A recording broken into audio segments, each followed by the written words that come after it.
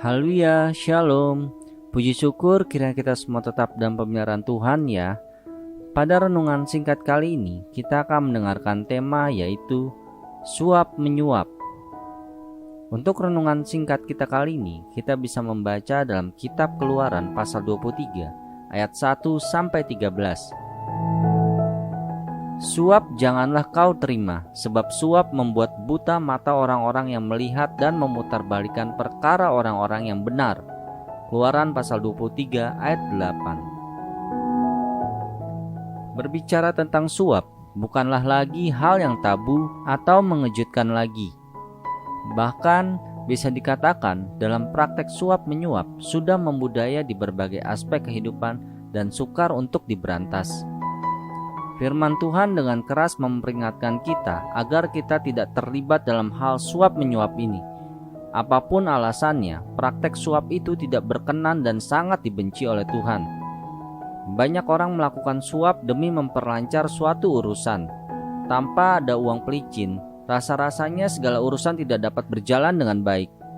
Di zaman sekarang ini, kesannya segala sesuatunya dapat dibeli dengan uang. Bahkan di bidang hukum atau peradilan pun uang yang berbicara. Yang benar bisa menjadi salah, sebaliknya pun yang salah bisa menjadi benar. Itulah dunia. Dengan memiliki uang banyak, siapapun bisa melakukan apa saja yang diinginkan. Di manakah ada kebenaran dan keadilan sejati? Pengkhotbah menyatakan dalam Pengkhotbah pasal 3 ayat 16, ada lagi yang kulihat di bawah matahari.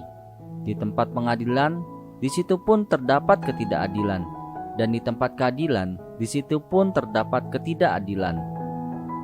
Dengan suap, kebenaran bisa diputarbalikkan. Dalam kitab Kisah Para Rasul pasal 8 ayat 4-25 mencatatkan bahwa ketika Petrus dan Yohanes melakukan pelayanan di Samaria, banyak orang dijamah dan menerima Roh Kudus. Dan juga kita bisa membaca dalam Kisah pasal 8 ayat 18-19, ada mantan penyihir terkenal di kota itu yang bernama Simon. Simon berkeinginan memperoleh kuasa Roh Kudus itu juga.